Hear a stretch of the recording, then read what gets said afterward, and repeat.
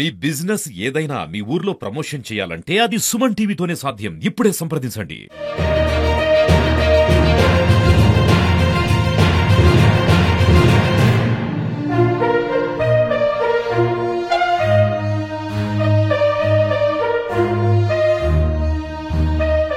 నిన్న బస్సు ప్రమాదానికి కారణమైన బైక్ ఎవరైతే ఉన్నారో ఆ బైక్ నడిపే వ్యక్తి శివశంకర్ ఇక్కడే పెట్రోల్ కొట్టడం జరిగింది. అయితే ఇక్కడ ఏం జరిగింది పెట్రోల్ బంక్లో మొత్తం మీద ఇక్కడ నిర్వాహకులు కానీ వాళ్ళు మేనేజర్ కానీ వాళ్ళు అడిగి తెలుసుకుందాం. మొత్తం మీద స్టార్టింగ్ ఇక్కడికి వచ్చిన శివశంకర్ ఇక్కడ పెట్రోల్ ఈ బంక్లో పోయారు, ఇక్కడ మూతపడిందని చెప్పేసి మళ్ళీ రివర్స్గా ప్రమాదకరంగా బైక్ నడుపుకుంటా మళ్ళీ 1వ నంబర్ పెట్రోల్ బంక్ దగ్గరకు వచ్చారు. ఎవరైతే పెట్రోల్ వేసే బాయ్స్ 1వ నంబర్ దగ్గరికి రండి అని చెప్తే మళ్ళీ రివర్స్ తిప్పుకొని 1వ నంబర్కి పెట్రోల్ బంక్ దగ్గరికి అయితే వచ్చారు. ఇక్కడ మొత్తం ఇక్కడ చూస్తూ చూడు ఈ పెట్రోల్ బంక్ దగ్గర పెట్రోల్ పోపించుకున్నాడు. వాళ్ళ ఫ్రెండ్ కూడా ఉన్నారు, 2 ఫ్రెండ్స్ ఉన్నారు. ఇంత అక్కడ మేనేజర్ ఉన్నారు, వాళ్ళు అడిగి తెలుసుకుందాం ఏం జరిగింది అనేది మనం అడిగి తెలుసుకుందాం. చెప్పండి ఇక్కడ ఏం జరిగింది? నిన్న శివశంకర్ ఆ పిల్లలు బైక్ వచ్చాడు, ఏం జరిగింది?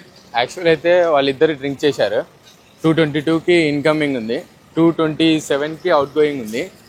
అవుట్ గోయింగ్ తర్వాత ఇంకా వెళ్ళిపోయినారు. వాళ్ళు వచ్చి డైరెక్ట్గా 2 పంపులు ఆఫ్లో ఉంటాయి 10కి.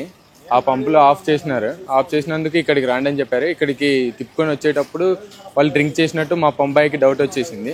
అన్న డ్రింక్ చేశారు, చాలా జాగ్రత్త వెళ్ళండి అన్న అని చెప్పి పంపించారంట. ఆల్రెడీ వాళ్ళైతే పెట్రోల్ ఫిల్ చేసుకొని వెళ్ళారు.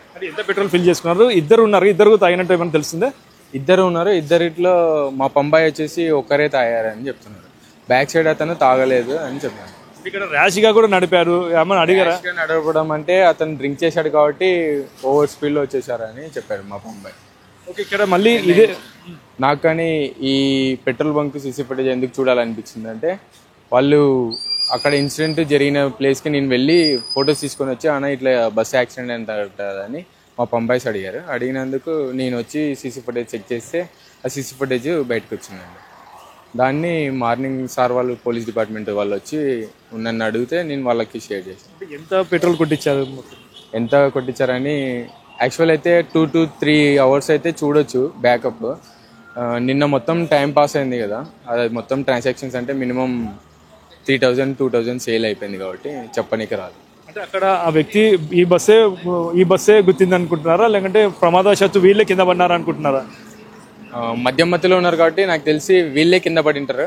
ఆ బస్ అతను అది వాళ్ళకి ఇద్దరికి తెలిసింది. అంటే ఇప్పుడు నువ్వు చూస్తున్న సంఘటన స్థలం అంటే ఈ పిల్లోడు ఇటు నుండి వెళ్ళాడు, ప్రమాదకరంగా దాదాపు ఈ బైక్ వల్ల 19 మంది చనిపోయినారు. దీనికి ఎలా అనిపిస్తుంది నీకు? చాలా ఘోరంగా అనిపిస్తుంది. ఇలాంటి విషయం ఎప్పుడైతే వినలేదు నేను. ఇలాంటి విషయం దాదాపు నా లైఫ్ టైంలో ఎప్పుడు వినలేదు. ఎన్ని రోజులైంది. ఒకసారి ఒక 10-12 years బ్యాక్ అయితే గోధుమ లారీ టమాటో లారీ చిన్న టేకుల్లో అంటుకుంది. అప్పుడు కానీ చాలా విషాదం చోటు చేసింది. కానీ డ్రైవర్ వాళ్ళు అందరు సేఫ్ అయ్యారు. 2 vehicles ఒకటి బర్న్ అయిపోయింది.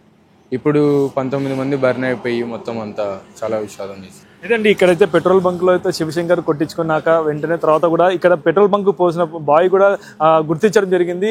మీరు డ్రింక్ చేశారు, ఒక జాగ్రత్తగా వెళ్ళమని చెప్పారు అని ఆ జాగ్రత్త కాస్త వాళ్ళు పట్టించుకోకుండా ప్రమాదం జరిగి ఈ ప్రమాదం వల్ల దాదాపు బస్సులో ఉన్న 19 మంది మృతి చెందడం అయితే జరిగింది. ఏదేమైనప్పుడు ఇలాంటి సంఘటన దురదృష్టకరం. కేవలం ఒక నిర్లక్ష్యం కారణంగా ఒక అతి వేగం తప్పితే ఇంకా నిర్లక్ష్యం ఎలాంటిది ఉందో ఇంకా ముందు పోలీసులు విచారణలో తేలాల్సి ఉంది. ఇది ఇక్కడ పరిస్థితి. కెమెరా పర్సన్ వికాస్తో కిరణ్, సుమన్ టీవీ, ఉమ్మడి కర్నూలు జిల్లా.